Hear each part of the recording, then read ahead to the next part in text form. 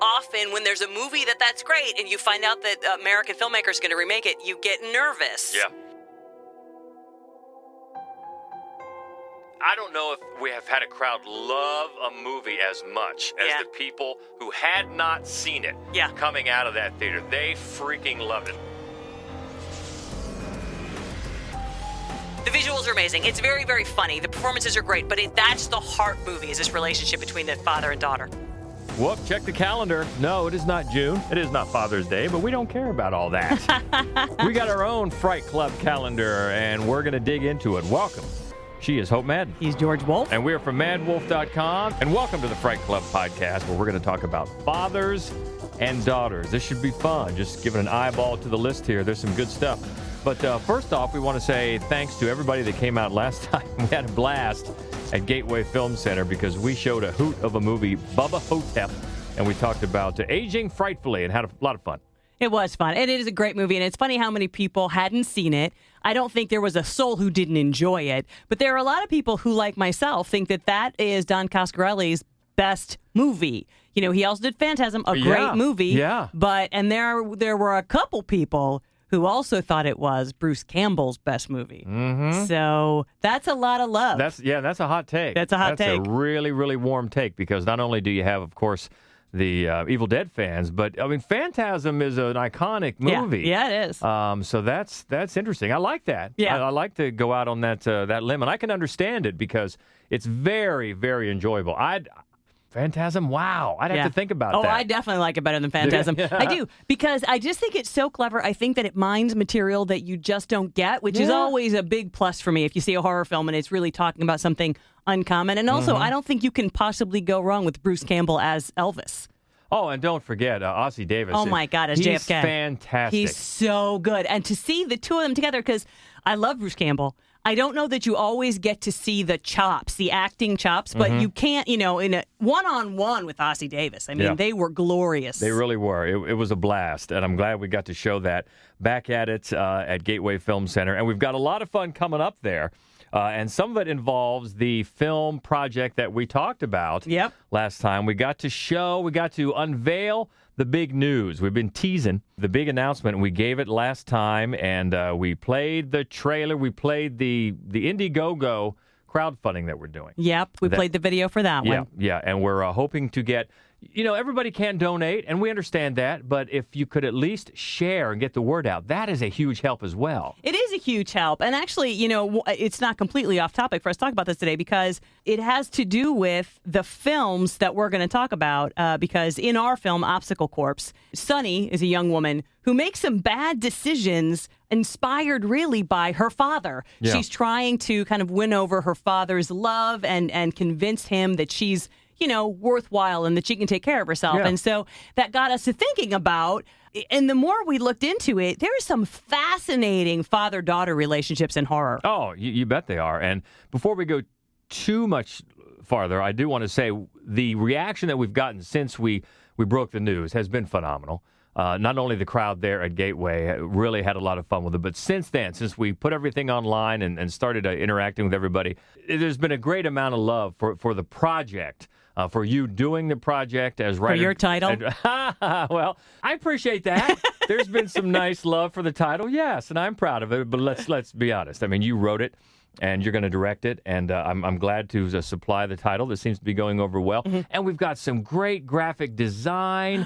We've got some fantastic help already from our team, and it's going really well, and we're moving ahead. So please, if you haven't checked out the Indiegogo, please do that. Yeah, look up Obstacle Corpse. There will also be a link to it in the blog that this podcast sits in. And we wanted to just say, we announced today that our DP is going to be Brooklyn Ewing, who is a great filmmaker in her own right. She's made 2 features. She Was So Pretty, which was a festival darling. She Was So Pretty, too, both massive award winners. And she's done some shorts. She's got her 3rd feature in pre-production. I mean, she's also a really well-regarded and fantastically talented photographer, fashion photographer. Oh, yeah. Such an amazing style and eye there. Yeah, it's great that they've been able, her and Jerry and their little dog, Miss Dolly Pancakes, they've got a great setup, just traveling around and doing these shoots and doing these movies. And he's in a band, and so they have truck stop. They have a fantastic whirlwind existence. It's the great. dog. My God, I love that dog. Yeah, and so we were really, not surprised, but very glad to have her on as DP because she's, of course, directed her own features. And we thought, well, you want to come on, just work with us? And yes, she's very excited about it. So there's so much love going on here, and we're so excited, and we've got still plenty of time left in the Indiegogo, and we'd love to have you on board and join the team. And we do mean team because there's plenty of fun perks that you can choose from, race-themed and the like, and just a bunch of other stuff, too. So check out all those perks and everything. Any way you want to get involved, we would love to have you. It's all on the Indiegogo for Obstacle Corps, and you can find it all over our socials. But, we're going to put it on the link inside this podcast and when we post that and everything. So come on board. Love to have you on the team. So that's Obstacle Corps as we look ahead. Because you're right, it does tie in to the subject because we wanted to do that as we look ahead to, and the next thing we've got coming up at Gateway Film Center in Columbus, Ohio, is showing the short that got this ball rolling when we get to do a Fright Club live in the front of the crowd, in front of the great crowd at Nightmares Film Festival, which is October 21st through the 24th.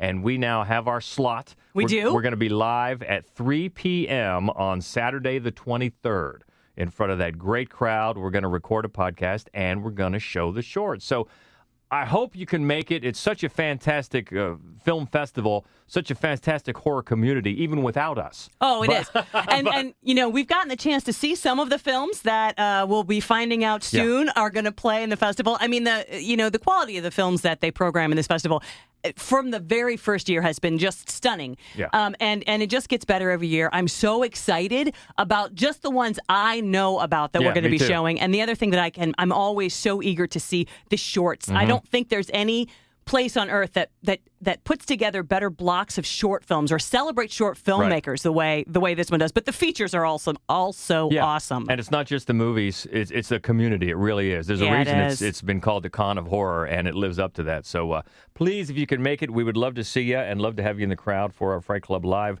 recording. That's coming up again on the 23rd, 3 p.m. But just, come out and see as many films as you can. You won't regret it. Okay, so we look ahead. So we look ahead to that. But we've got today the fathers and daughters top. It is a top 5, isn't it? It is just a nice round number of 5. But any to talk about bubbling under that didn't make it before we jump in? I thought about doing it that way, and what I did instead was to kind of separate those out because there are millions of them, but there are certain ones that I thought fell into a theme together, kind of reminded me of each other. So sometimes as we talk about the main movie, the number 5, number 4, then we'll jump into some of the others. All right, let's start with, one of our favorites. We've talked about this and the original that it came from, but we're going to look at the American version from 2013, a movie about the Parkers, a reclusive family who follow ancient customs, finding their secret existence threatened as a torrential downpour moves into their area, forcing daughters Iris and Rose to assume responsibilities beyond those of a typical family. From 2013, this is the American version of We Are What We Are. Amen. We will carry on. We've kept our tradition in its purity. We do it the way that we've always done it. Iris is the eldest. It's her responsibility now. You ready for that? That's the way it works. What if we refuse to do it? It would make us, wouldn't he? I can't do this. Blessed are the Lamb, for they are his offering.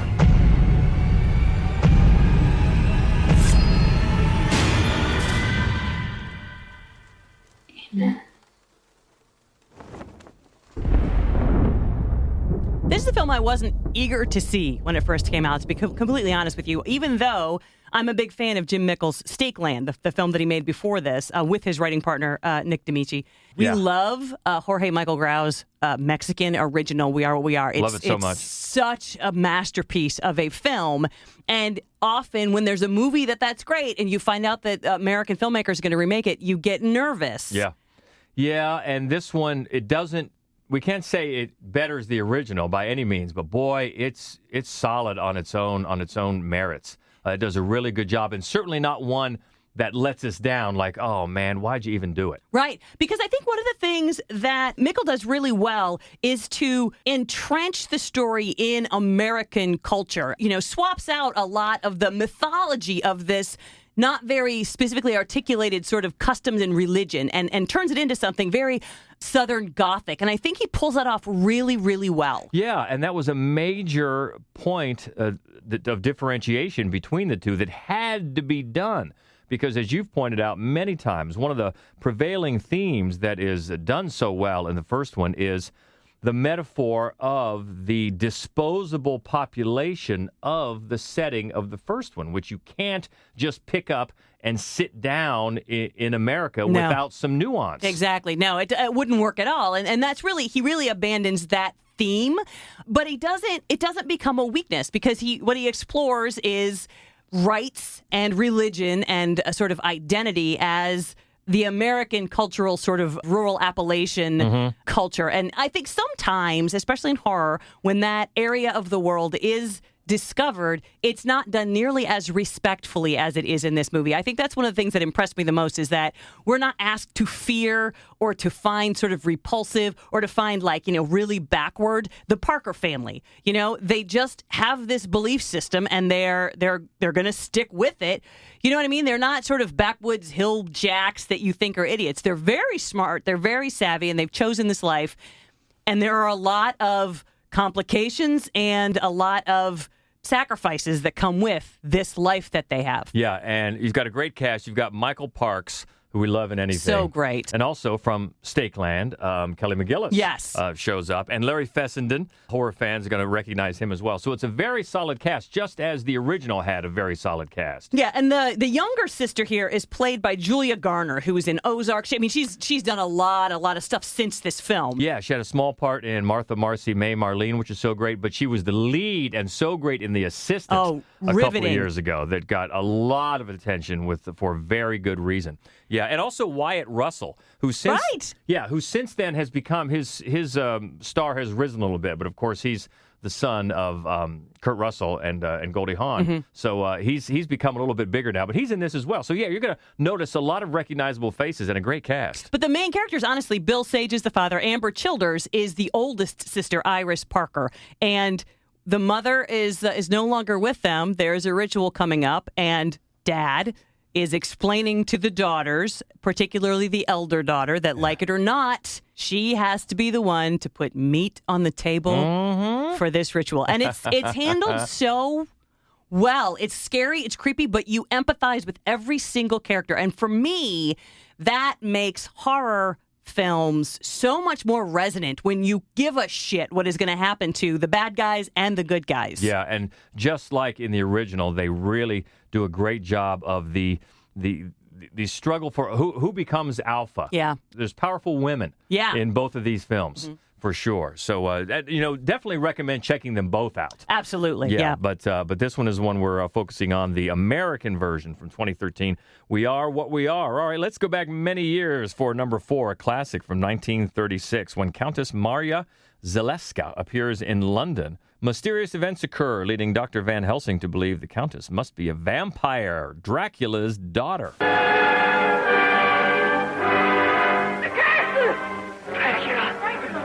He's come back.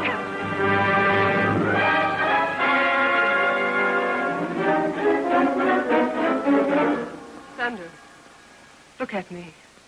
What do you see in my eyes? Death. All your skill can't help her now. She's under a spell that can be broken only by me.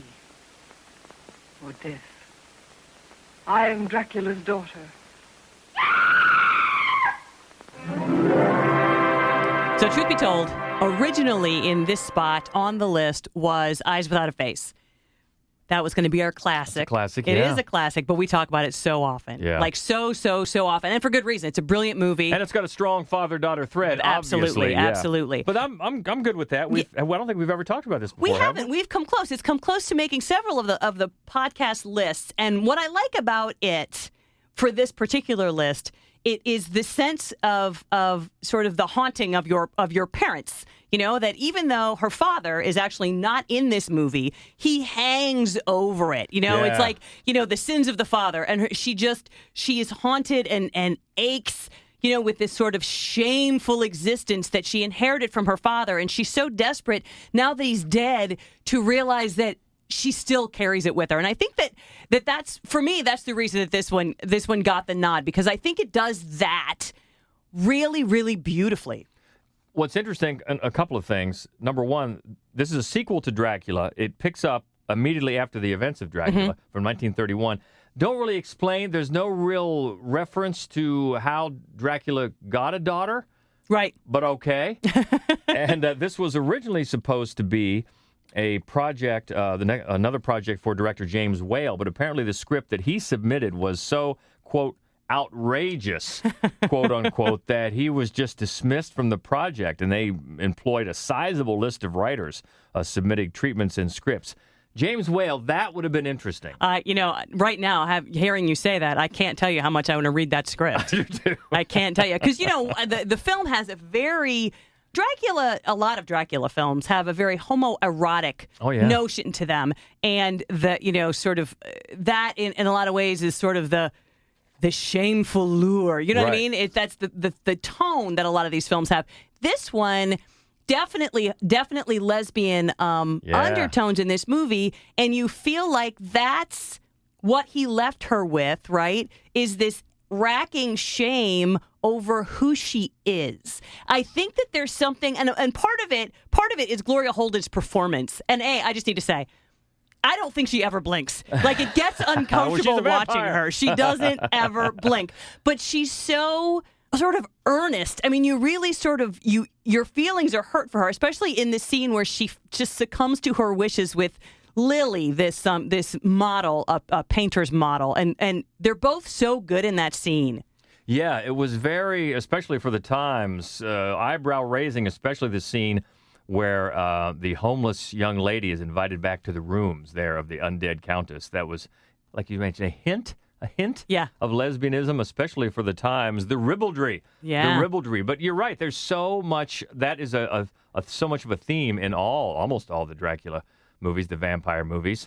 And it only makes sense for it to be in this one as well. Right. And I think, in the Dracula films, when it's her dad, it seems as if he's wielding some sort of a power. And in her shoes, in the case of this film, it's as if she's wrestling with a shame, and that's what makes it so sad. You just think to yourself, how sad that, she's ashamed of who she is. Of course, in her case, she's less a lesbian than a murderer. But but I think that's one of the reasons that makes the sort of the tone of the film melancholy. Mm-hmm. It was, at the time, it was one of Universal's most expensive productions, $278,000 in 1936. Yeah. A lot of money. And the Dracula corpse was a waxwork in the likeness of Bela Lugosi. They doled out a lot of money for this one. And it is so funny when you call it Dracula's daughter for obvious reasons, marketing reasons. But yeah, the character is not in it, but yet is. Like you said, hangs over the entire thing. So even though he's not in it, it still very much qualifies as a father-daughter story. Well, it's just like if you're going to do Mothers and Sons, you were going to do Psycho, but she's not in it. Spoiler, sorry, but the movie is 60 years old. So. And also, this marks a screen credit for Hedda Hopper. I know. I thought that was so funny. Isn't that funny? Because she thought of as this legendary, gossip columnist, but no, put her in the movie. Hedda Hopper makes an appearance in Dracula's Daughter, a classic here from 1936 at number 4 in Fathers and Daughters on the Fright Club podcast. So let's move it up to a lot more recent. This is another one of our favorites, talking about movies we've talked about a lot, but that's okay. It's a great one. When a zombie virus breaks out in South Korea, passengers struggle to survive on the train from Seoul to Busan. Train to Busan.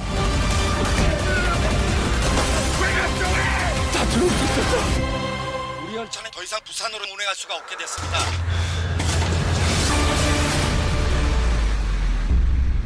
I mentioned this to you when we just sort of first were generating the short list for this. I would have no trouble at all doing an entire podcast on just Asian father-daughter horror. It's incredible to me what a common theme this is in Asian horror movies. And I don't know why exactly, but it definitely is.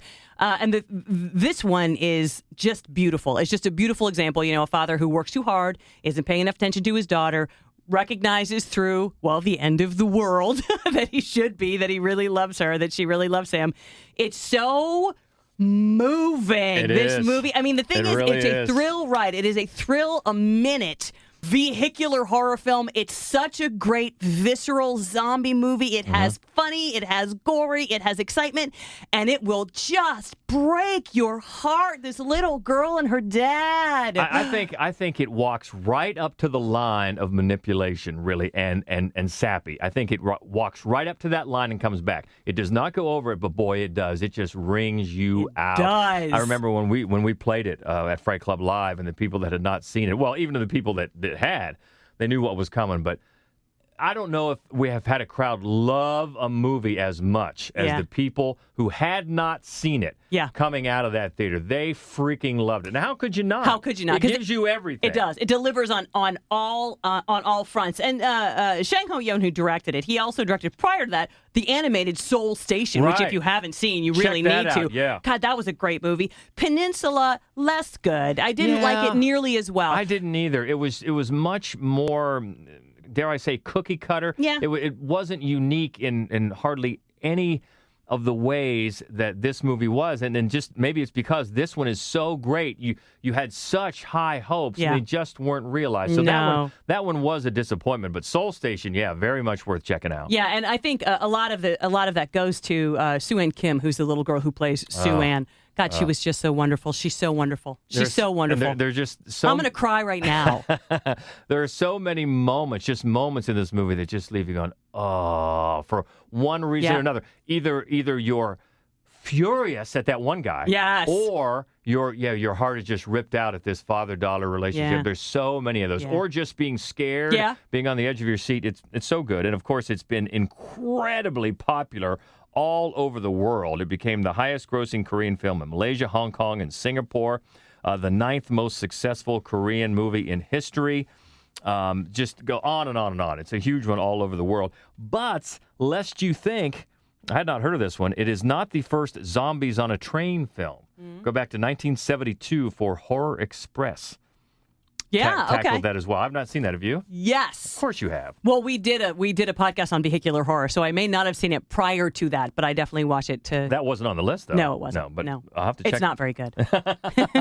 Okay, so maybe it did it first, but not as well. Let's put it that way. There are a couple of other movies. This is one where it's sort of a damaged relationship between a father and a daughter, and how that gets patched up during the course of the film. That I wanted to mention. Cargo is a great one. It's a very unique and interesting movie. It's another one that'll break your heart. I like that one for just a couple of years old. Cargo is A Quiet Place. Oh yeah, yeah, of course, and A Quiet Place too. Even more so. Yeah, you talk about the bond between father and daughter. I think even more so because of the prologue. Just cements it in Quiet Place too. But again, just like Dracula's Daughter, he hangs over the whole movie. He really does. He does. He's such a presence. One Cut of the Dead. That is another incredibly enjoyable. And it's funny. I mean, it's only a horror movie to a certain degree. It's about zombies and things, but it's so much fun. If you haven't seen One Cut of the Dead, you really should. And of course, Firestarter. Drew. That's some that qualify under that same sort of umbrella. Well, let's move up to number 2, but we'll take a pause and say this is a spoiler alert as we get into this movie, because if you make the connection between talking about this movie and what the theme is today, you're going to get a big spoiler if you haven't seen it. So go get a drink or something. We'll wait. And we're back. All right, number 2. This is from 2003. After being kidnapped and imprisoned for 15 years, Odesu is released only to find that he must find his captor in 5 days. The classic Old Boy.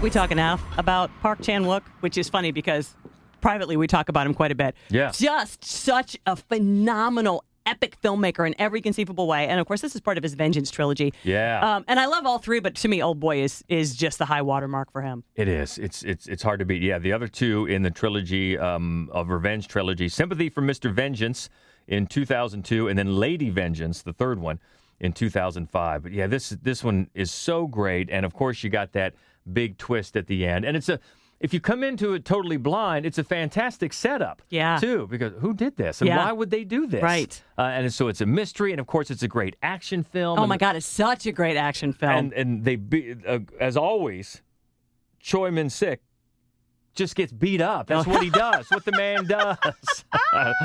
He can take a beating. He can take God, a beating. he's so great. I mean, in every movie, he's so great, but he's just an icon in this movie. Yeah, and he plays, actually, the name Dae-soo-oh, which is read in Korean as Dae-soo, is originated from who else? Oedipus, of course, the tragic hero in Greek mythology. This one is put together so well. Not only the direction, but the editing, especially in that scene, the famous one-take corridor scene. But if you notice it, the quieter scenes in the movie have longer shots. Yeah. 10, 15, 20 seconds. Then when they fire it up, you get cuts in 2, 5, 6, 7, 8 seconds. Yeah. And the difference is just striking. And that's a corridor scene, amazing. It is. It's just an amazing piece of construction, of editing, of direction. It's incredible. Oh, it is. But, I mean, there are so many. It's also a really disturbing film in so many ways, not even just the relationship that we're dancing around. In so many ways. If you've got issues with teeth, this isn't a good one for you. Oh, yeah. I mean, there's just so many. But it's also... Or eating live animals. Right. Or if you have there are other oral problems that you just issues that you might have. But it's also an often really gorgeous... Right, the shot from above of the trunk in the green grass, gorgeous. So many things about this movie. It's just a stunning feat of direction. And plus, since it is part of a trilogy of revenge, all about revenge. And boy, talk about plotting out and taking your time to get your revenge. Holy moly. Yeah. But there are a couple of others that are worth a mention along the same lines here, because, of course, this is a particularly horrific concept about father-daughter relationships. Angel Heart. Oh, yeah. The Loved Ones. I got to get your loved one. I got to get my loved ones in. I'll give you credit. It's been quite a while since we've mentioned the loved ones, so it was probably due. Yes. But that's, quite a father-daughter relationship there. Yeah, and then the original It. Actually, probably It ended chapter 2. Yeah, I think so. Disturbing relationships. Yeah, those qualify, but Old Boy from 2003, the original, because as brilliant as a filmmaker as Spike Lee is, that remake is not worth checking out. But as you got the gist when it came out that he even knows that, because he just kept repeating that Hollywood is a hell of a business, something like that. What was his quote? I do forget what it was, but you get the sense that he was just sort of hamstrung by the studio or by producers. Exactly. And you can see that. I mean, there are certain films that maybe Americans shouldn't remake because this movie goes places. Yeah, it does. And they make a change to the end, I think, that is just really, really wrong-headed. But let's not worry about that. We're worried about the good one. That's right. Number 2 on Fathers and Daughters, the original Old Boy from 2003. Moving it up to number 1, one of our favorite filmmakers who has become much celebrated with good reason in the last few years. This is writer-director Bong Joon-ho from 2006. A monster emerges from Seoul's Han River and begins attacking people. One victim's loving family does what it can to rescue her from its clutches. The Host.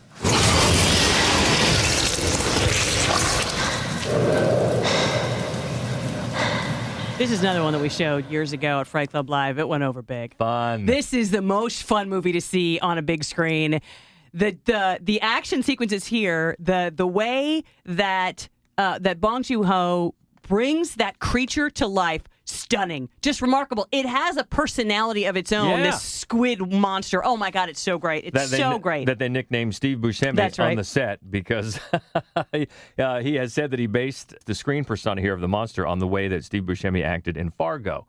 So put that on his resume. Yeah, take it. This is an incredibly crowd-pleasing movie. It's the high as of a few years ago. It was, maybe still be, the highest-grossing film to date in South Korea. Incredibly popular. Perhaps only overtaken by Parasite.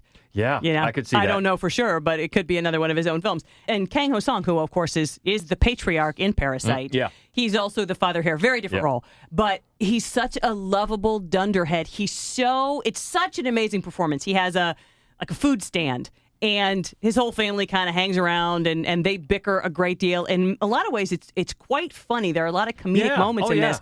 But again, it's his relationship with his daughter, who's played by Ko Ah-sung. That's really what I think fuels again, it's another film where one of the reasons it's so effective is this sort of heartbreaking relationship between father and daughter. Oh, yeah. That he is trying so hard to sort of fix, he realizes the weaknesses, and now it's if he can only get there in time, he can make up for it. And I think that's what makes the movie so good. It makes it such a quality film. The action is amazing. The visuals are amazing. It's very, very funny. The performances are great. But that's the heart movie, is this relationship between the father and daughter. Yeah, and if that relationship didn't mean anything to you, then the movie wouldn't be half as good. You have to care. And another interesting part of this, since it is a creature feature, is that Bong Joon-ho totally went against the grain of not showing the creature that much or early. Now, I think we've seen more movies go against that more recently, but at the time, that was just breaking the unwritten Jaws rule. Yeah, it was so effective in Jaws. It was. But he has said that he hated that. He didn't like that approach at all, and wanted to show the creature early and often, and jumped at the chance to do that. And it works. One of the reasons that I think, my guess, that filmmakers do that so often, it's a device that sort of generates dread, right? But also, depending on practical puppetry, visual effects, a suit. It's hard to get a good-looking monster. And so the less you show them, the easier it is to, that's one of the things that has sunk I don't know how many werewolf movies. Yeah, I mean, they had such a legendarily hard time with the mechanical shark in Jaws that it served their purposes as well. It did. But it turned out to really to benefit that film. But you make a good point. Now, he's got a real creature to work with. It looks amazing. It looks incredible. We've mentioned the same thing in movies as recent as Kong Skull Island. Yeah. They come right at it. Boom. Yeah, they do. And those creatures in that movie look fantastic. Yeah, they do. So let's get at it. So, much like any other rule, if you break it and you do it right, it's okay. Absolutely. And they do it right here. And also, that one rule that they do stick to is a good rule. They include the Wilhelm scream. It's about 13 minutes in the beast's first appearance when its tail slaps a guy into the river. So it's the Wilhelm scream. I think we're overdue for just a Wilhelm scream podcast, really. We've mentioned it I don't know how many times. Okay, well, I know we have a long list of topics waiting, but let's pencil that in because that could be fun. But this is a much like Train to Busan. It's just such a crowd pleaser. I can't imagine somebody coming out of this for all the reasons that we talked about, for the emotional reasons of the family, and just for the sheer fun of this creature feature. I can't imagine somebody not liking it. Oh, I 100% agree. I mean, it's a funny thing for me to have found any movie that I'm going to place higher than Old Boy. Yeah. Or you know what? The fact that Train to Busan is number 3. These are some quality films. And you know what is also very interesting, too, about this, that one of the things that Bong Joon-ho has commented about is that the rise of the mobile phone in society changed their script writing. In the last few years, I remember in some of the movies that we've reviewed, not necessarily horror movies, we've mentioned how the only reason the film seems to have for being set in the year that it's set was to get around having to work in the mobile phones. Yeah. And this one took on it and said, well, we have to deal with this now. And it made them come at it from a creative standpoint. And I love that they just came at it and said, no, we're going to deal with it. Because obviously you have to. Movies now, you have to, things that you wouldn't have to worry about in the past because of the rise of phones and social media and computers. You've got a whole different hoops to jump through to make it work logically. So bravo for that and for many other reasons. The host is number 1 on our list of fathers and daughters. But what we miss, what we get wrong, let us know. You can always find us and keep the conversation going. Fright Club Pod is the Twitter account. Please check it out. Also on Facebook and Instagram, it is Mad Wolf Columbus. And the main website where you can find all of our written reviews of all the new movies that come out and our other weekly podcast called The Screening Room. That's all at madwolf.com. So much going on. We certainly hope you can make it to Nightmares Film Festival coming up October 21st through the 24th. at Gateway Film Center in Columbus, Ohio. And we very much hope you can check out our Indiegogo for our feature film that we're going to have in production soon called Obstacle Corpse. Have a look. You're going to find the link to it in the blog that accompanies this podcast, but it's also a pinned tweet on Twitter. It's a pinned blog on Facebook, so it's hard to miss. Yeah. Well, as we tape this, just in the last couple of hours, as we tape this, we just found out that Cassandra Peterson, Elvira, came out, which is bravo. Yes. For her personal story. She's been apparently with her partner for near 20 years. Yeah. And had to keep it a secret. So bravo. You've probably found that by now on social media. And also, as we tape this today, it's my birthday, so we have to get out of here and go do some celebrating. Yes, we do. Happy birthday, love. Thank you. Some frightful celebrating. So, again, keep in touch if you can. Stay well. We'll talk soon and hope to see you soon as well. You can find out all the places that we're going to be in and what's going on any of our socials. So until next time, she is Hope Madden. He's George Wolf. And this is the Fright Club Podcast. Speaking of, Elvira, take it away. Hello, darling. This is Elvira, Mistress of the Dark. And stay frightful, my friend.